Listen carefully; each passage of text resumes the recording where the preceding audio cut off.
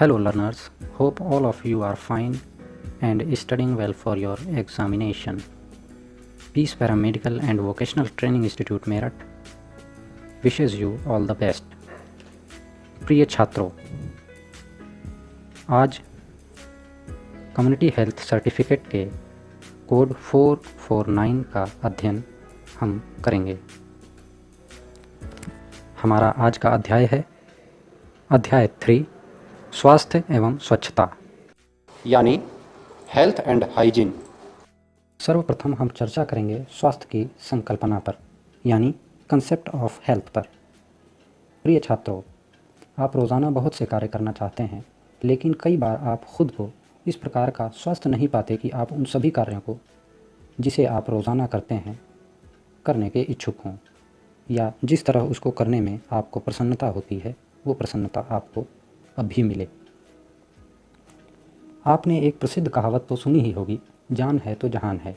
यदि आप स्वस्थ हैं तो आप अपने कार्यों तथा अपने जीवन में सर्वाधिक आनंद उठा पाते हैं। स्वास्थ्य प्राप्त करने के लिए आपको कुछ प्रयास करने होते हैं, कुछ अच्छी आदतें विकसित करनी होती हैं।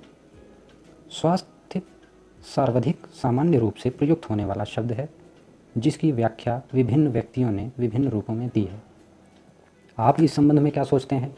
क्या यह मात्र शारीरिक तंदुरुस्ती है या केवल रोगों की अनुपस्थिति है? आइए पहले स्वास्थ्य की परिभाषा जान लें। स्वास्थ्य की परिभाषा WHO यानी वर्ल्ड हेल्थ ऑर्गेनाइजेशन यानी विश्व स्वास्थ्य संगठन ने इस प्रकार दी है। स्वास्थ्य का अर्थ पूर्ण शारीरिक, मानसिक तथा सामाजिक स्वास्थ्यता की स्थिति है, न कि केवल रोगों की अनुपस्थिति। अर्थात शारीरिक तथा मानसिक दोनों की सुचारू ढंग से कार्य प्रणाली ही स्वस्थता है। इस परिभाषा से साफ तौर से ये बात हमारे सामने आती है कि सिर्फ इंसान का रोगी न होना ही उसके स्वस्थ होने का लक्षण नहीं है, उसके साथ साथ मनुष्य मानसिक और सामाजिक रूप से भी स्वस्थता की स्थिति को पहुंचा होना चाहिए। अब देखिए अच्छे स्वास्थ्य के लक्षण क्या होते हैं। Characteristics of good health. अच्छे स्वास्थ्य के लक्षणों का पता लगाने के लिए हमें शारीरिक, मानसिक तथा सामाजिक तीनों ही पहलुओं की जांच करनी होगी। इसको चित्र में एक स्वास्थ्य त्रिकोण के रूप में भी दर्शाया गया है।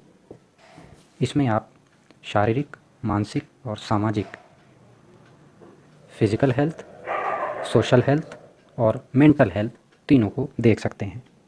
आइए अब इन तीनों पर विस्तार पूर्वक चर्चा करते हैं। पहले जानते हैं शारीरिक स्वास्थ्य यानी फिजिकल हेल्थ के लक्षण। नंबर 1, ऊर्जा से भरपूर।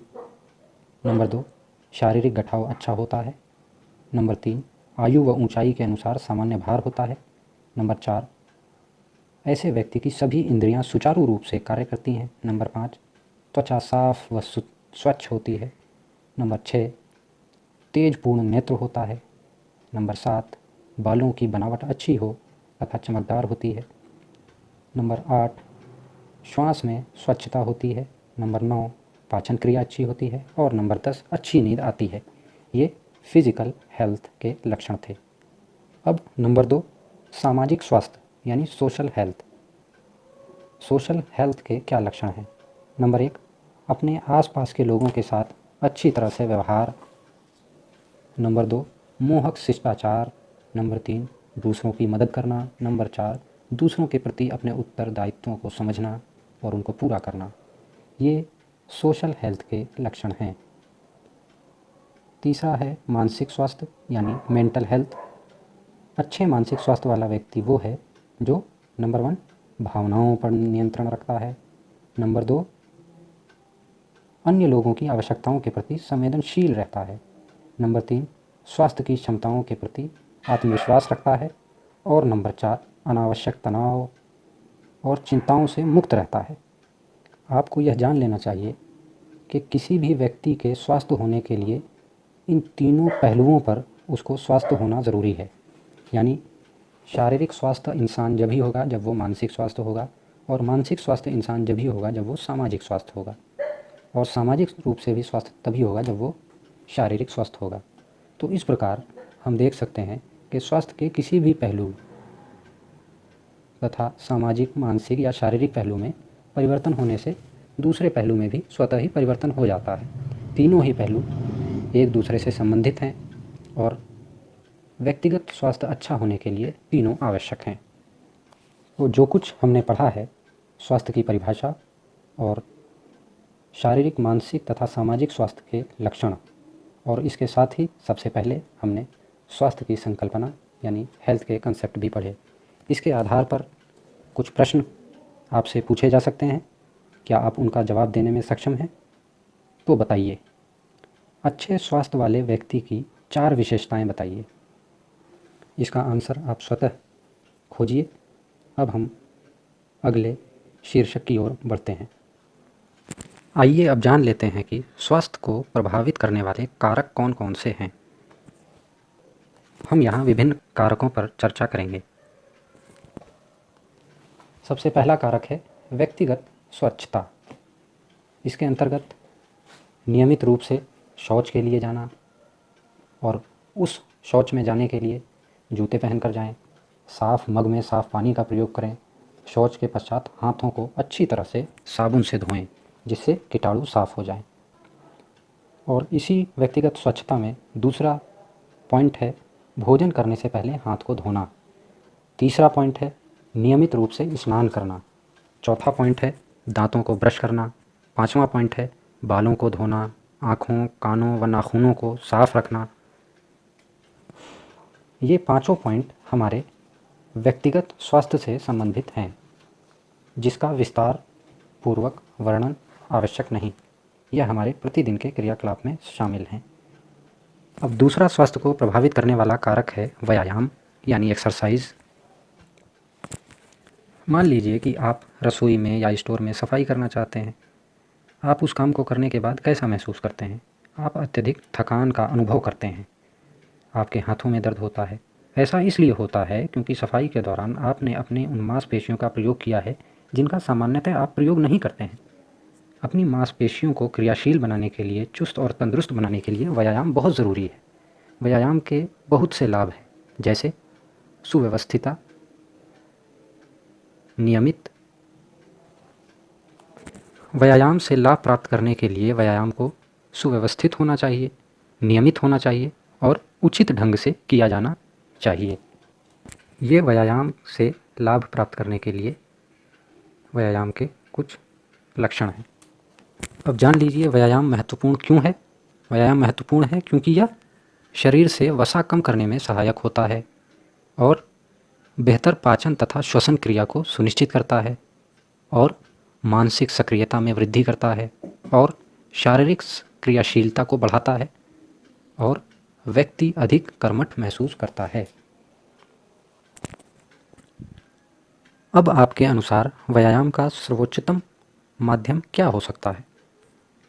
व्यायाम का सर्वोच्चतम माध्यम है, नंबर 1, आप अपनी पसंद का कोई खेल खेल सकते हैं। नंबर 2, आप तैराकी कर सकते हैं। नंबर 3, आप सैर या जॉगिंग कर सकते हैं। नंबर 4, आप योग कर सकते हैं, रस्सी कूद सकते हैं, साइकिल चला सकते हैं या कुछ और अपनी पसंद का कार्य कर सकते हैं जिससे मांसपेशियों में संतुलन और सामंजस्य बना रहे।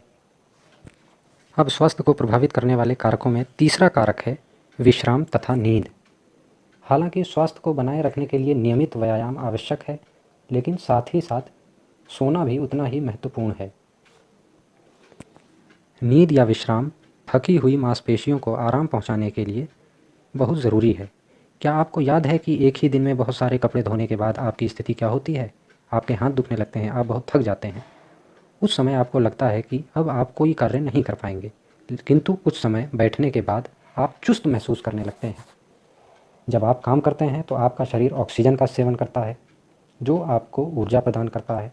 जब शरीर द्वारा ऑक्सीजन का प्रयोग किया जाता है तो कुछ अपशिष्ट पदार्थों की उत्पत्ति होती है जो पेशियों में एकत्र हो जाते हैं। सामान्यतः जब ये अपशिष्ट पदार्थ उत्पन्न होते हैं तो यह अपशिष्ट पदार्थों की उत्पत्ति इनकी निकासी से अधिक तीव्र हो जाती है, इसलिए यह अपशिष्ट पदार्थों में एकत्र होना शुरू हो जाता है। इसके परिणाम स्वरूप आप थकान को महसूस करते हैं।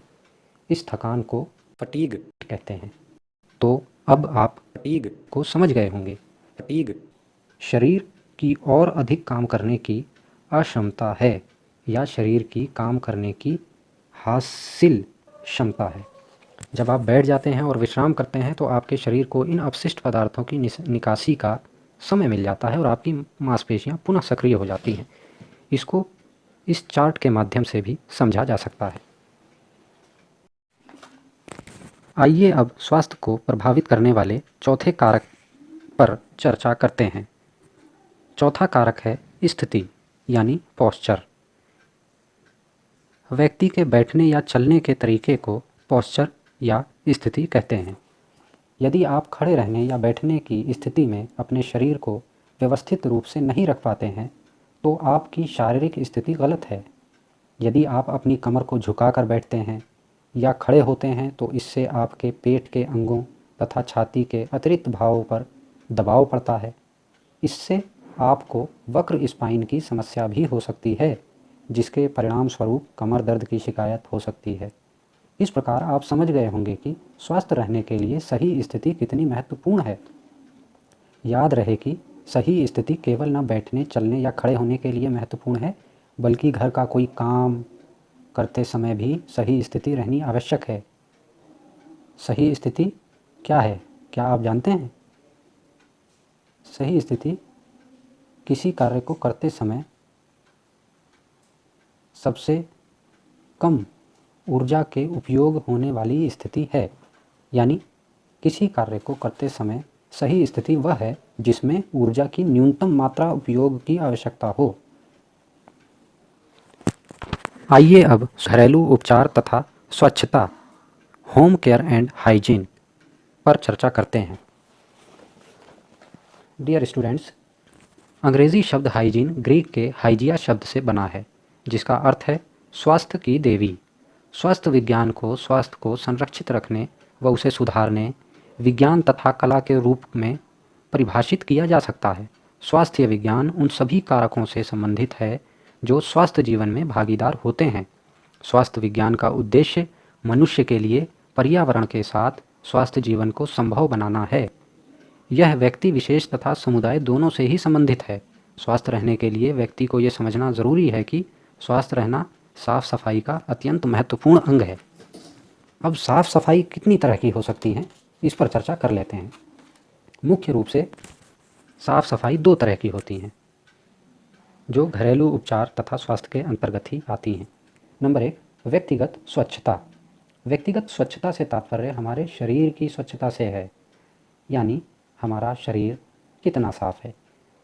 ये आम तौर से हमारी साफ सफाई, नींद, भोजन, पानी, व्यायाम, कार्य तथा शरीर के अंगों की देखरेख में शामिल है। हमें उचित वेंटिलेशन, वातावरण का तापमान, ठीक ठाक प्रकाश यानी रोशनी, इनका पूरी तरह से इंतज़ाम रखना चाहिए। और दूसरी चीज़ें जिसमें रोज़ाना नहाना, साफ़ अंडरवियर पहनना, जूते चप्पल साफ़ पहनना, कुछ सामाजिक कार्य, ये भी आवश्यक है। ये बात ज़रूर जान लेनी चाहिए कि व्यक्तिगत स्वच्छता केवल त्वचा के बाहर से धोने या साफ़ कपड़े पहनने पर लागू नहीं होती, बल्कि इसमें रोगों की रोकथाम के लिए आवश्यक कारक दांत, बाल, नाक, आँख, हाथों और पैरों की स्वच्छता भी शामिल है। और यदि आप स्वस्थ रहना चाहते हैं तो इन सभी पर ध्यान देने की आवश्यकता है। स्वच्छता में वो सभी बातें शामिल हैं जिनके संपर्क में हम आते हैं, जैसे नंबर एक, प्रातः जल्दी उठने, भोजन से पूर्व हाथ धोने, संक्रमण को हटाने के लिए साबुन से हाथ धोने, नियमित रूप से शौच जाने। ये सभी आदतें शारीरिक तंत्र को साफ रखने में सहायक होती हैं। नंबर टू, उचित पोषण, संतुलित आहार, कीटाणु रहित, साफ सुथरा, धुली हुई सब्जियों का भोजन, ये आंतरिक स्वास्थ्य तंत्र के लिए आवश्यक है। और तीसरा, विश्राम तथा क्रियाशीलता के बीच संतुलन होना, यानी मांसपेशियों को दुरुस्त रखना, न ज़्यादा आराम करना और न ज़्यादा शरीर को तोड़ना यानी मेहनत करना, जिससे संतुलन बिगड़ जाए। सार रूप में उच्च विचार और साधारण जीवन ही अच्छे स्वास्थ्य की कुंजी है। आइए अब स्वच्छता के दूसरे पहलू पर बात करते हैं। यानी पर्यावरणीय स्वच्छता, एनवायरमेंटल हाइजीन।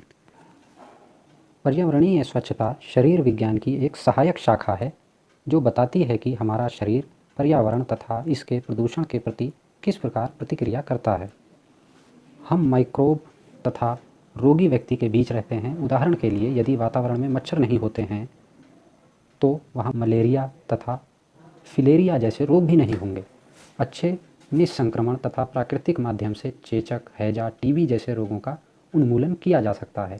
ग्रामीण क्षेत्रों में बीमारियों के फैलने का मुख्य कारण मल का असुरक्षित निपटान है। बहुत सारी बीमारियां उन्हीं कीटाणुओं द्वारा फैलती हैं जो मल में पाए जाते हैं, क्योंकि गांवों में अक्सर आपने देखा होगा कि खेतों में जाकर लोग मल का विसर्जन करते हैं और ये मल में उपस्थित कीटाणु पानी में, भोजन में और इसी तरह हमारे शरीर में चले जाते हैं जो हमारे बॉडी को बहुत नुकसान पहुंचाते हैं। इससे बचने के लिए निम्न बातों को याद रखना और उनका अनुसरण किया जाना बहुत ज़रूरी है।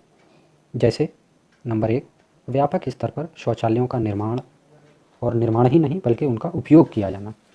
नंबर 2, यदि ऐसा संभव नहीं है कि बहुत सारे शौचालयों का निर्माण किया जाए तो मल के उत्सर्जन के लिए ऐसे स्थानों पर जाना चाहिए जो इस काम के लिए निर्धारित हों। ऐसा न हो कि किसी भी मैदान में, किसी भी सड़क पे, किसी भी आवास पर ये काम कर दिया जाए। और अगर ये काम यानी मल उत्सर्जन हो जाए तो उसको मट्टी से दबा देना चाहिए। शिशुओं और बच्चों के मल में भी उतने ही हानिकारक कीटाणु होते हैं, अतः उनके मल को भी तत्काल साफ़ किया जाना चाहिए।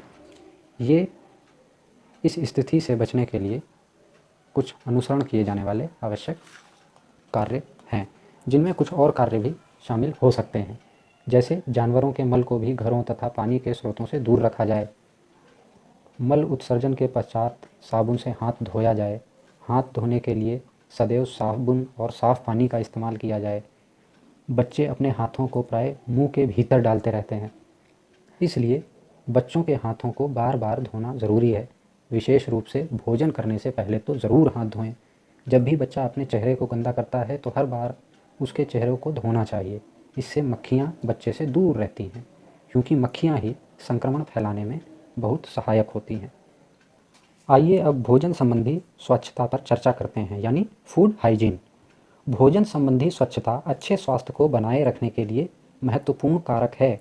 यदि भोजन को खरीदते, तैयार करते, पकाते या जमा करते समय सफाई का और सफाई के नियमों का पालन किया जाए, उनकी अवहेलना न की जाए, तो बहुत सारी समस्याओं से बचा जा सकता है जो इनके न मानने के बाद उत्पन्न हो सकती थी। इस संबंध में कुछ बातों पर ध्यान देना आवश्यक है। जैसे बैक्टीरिया को अपनी मात्रा बढ़ाने के लिए भोजन, गर्माहट, नमी और समय चाहिए होता है। इसलिए हमें अपनी रसोई को साफ व सूखा रखना चाहिए और भोजन को ढक कर रखना चाहिए। और बचे हुए भोजन को इधर उधर नहीं छोड़ना चाहिए। फर्श पर गिरे भोजन के अंशों को भी साफ कर देना चाहिए, क्योंकि वहाँ मक्खियाँ बैठकर कीटाणुओं को एक स्थान से दूसरे स्थान तक पहुँचाने में वाहक का काम करती हैं। ढक्कनदार कूड़ेदान का इस्तेमाल करना चाहिए और पालतू जानवरों को रसोई से दूर रखना चाहिए। इसके साथ ही भोजन को छूने से पहले अपने हाथों को साबुन से धो लेना चाहिए। यदि आपको बलगम आ रहा हो या नाक में पानी या छींक हो तो कपड़े या रुमाल का प्रयोग करना चाहिए ताकि कीटाणु न फैले। और भोजन पर तो बिल्कुल भी आप छींक का प्रयोग न करें। सब्जियों को ध्यानपूर्वक धोना चाहिए। पकाने से पूर्व खाद्य सामग्री को काटने के लिए चाकू को भी अच्छी तरह से धो लेना चाहिए। और फ्रिज को नियमित रूप से साफ रखना चाहिए, जिसमें सदैव आलस बरता जाता है। फ्रिज में सभी खाद्य पदार्थों को बाहर निकालें तथा शेल्फ सहित सभी सतहों को साबुन के गर्म पानी से साफ करें। ये प्रक्रिया नियमित अपनानी चाहिए।